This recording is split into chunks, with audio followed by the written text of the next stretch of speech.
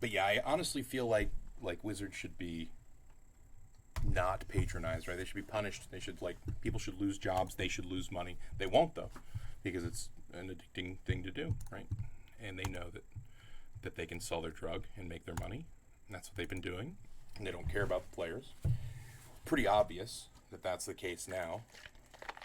You know, people could ignore that more easily in the past.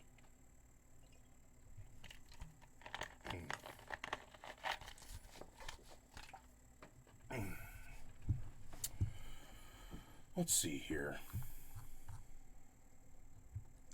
They did undo the Burstfitch suspension. But the fact that they did it in the first place is terrible. The fact that it took so long is also terrible. And, you know, doing the right thing 4 weeks later, that's not something to congratulate someone about, right? It's something to slap them in the face and fire them for, right? And say, hey, don't do the wrong thing. Don't take 4 weeks to change doing the wrong thing. Also, you're fucking fired, right? But, you know, it's just capitalism, right? Just no ethical consumption under capitalism.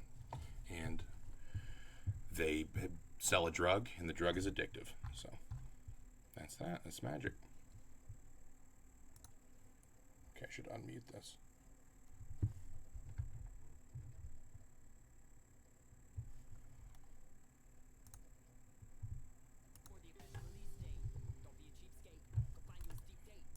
Speaking of the police state,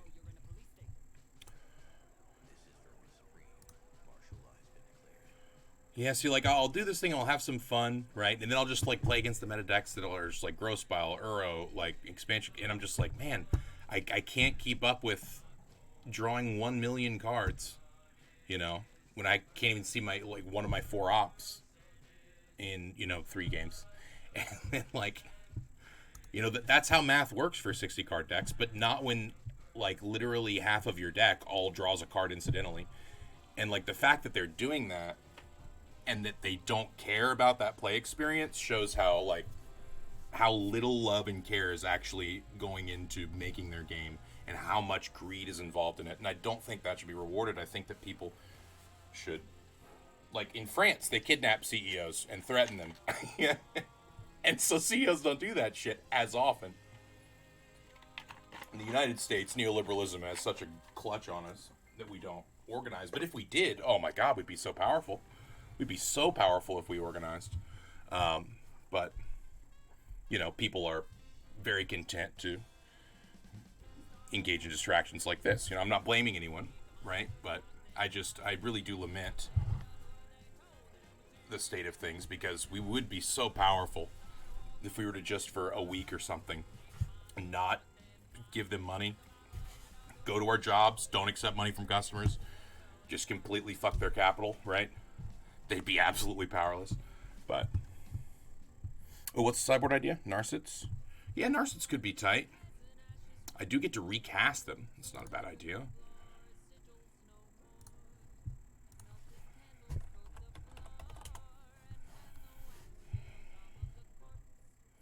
Let's see. We'll go down to 3 disputes, 2 tails ends, 2 dragonfires. And we'll need to go to 4 Narsets. Maybe not 4. We'll go to 3. We'll keep the 4 disputes.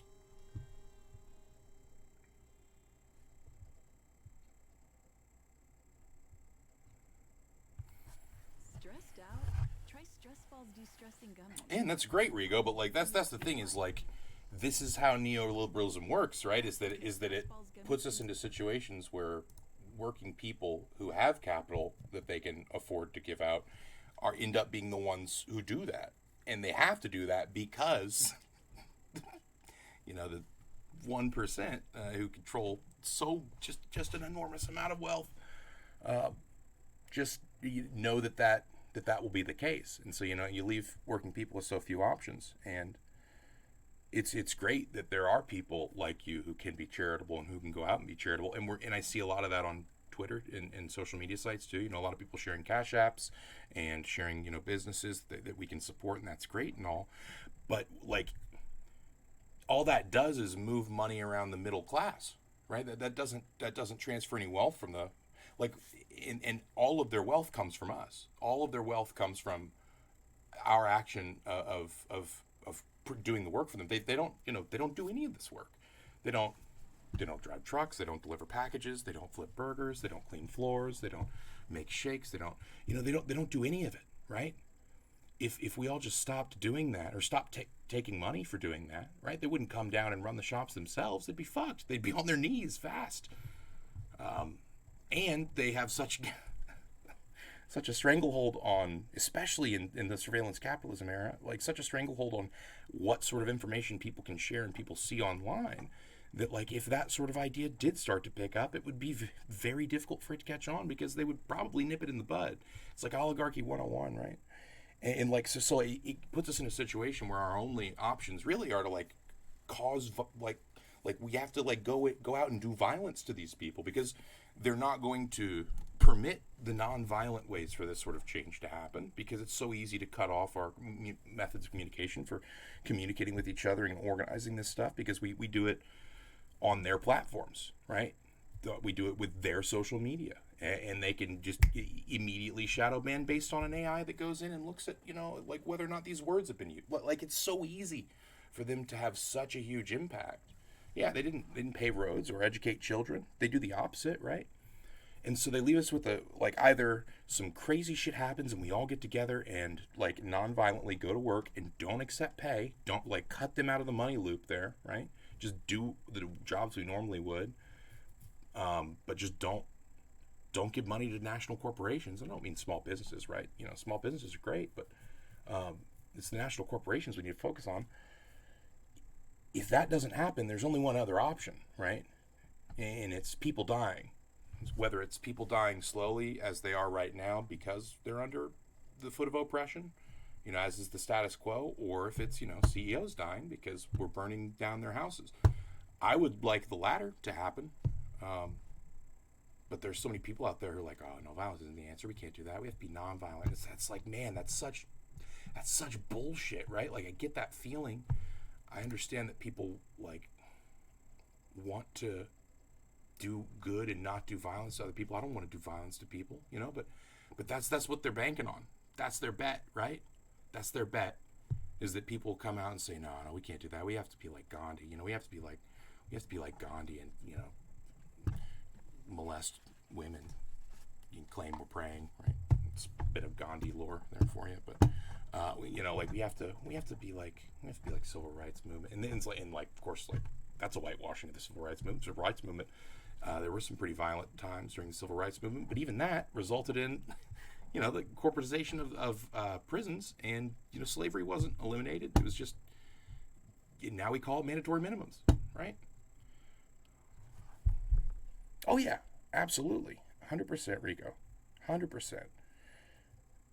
Like non-violent, like civil disobedience written by a white rich dude, right? Like, love you Thoreau, but you are right white rich dude who could afford to go out and live on a pond for some time, like, geez. But like historically and empirically, and you'll see this if you look at literally every country or empire that has ever existed for an extended period of time. They always do it with violence. Where's the pacifist empire? Where's Rome as pacifist? That doesn't exist. That never existed. And this is like thousands of years. Like, they know that violence is the thing that gets things done, and that's why they have a monopoly on it. Anyway, I'm depressing myself. I think I'll probably stop streaming now, because I really hate having thought about that stuff, and then I look back at this consumer capitalist program, and I'm just like, man, this is such a toxic fucking thing that this brightly colored game is here in front of me to play. Anyhow, thanks for watching, y'all. Sorry to end abruptly, but times are tough, and I don't know. I don't even know anymore. I love y'all. Thanks for tuning in. Yeah, I appreciate that, Rigo. You too.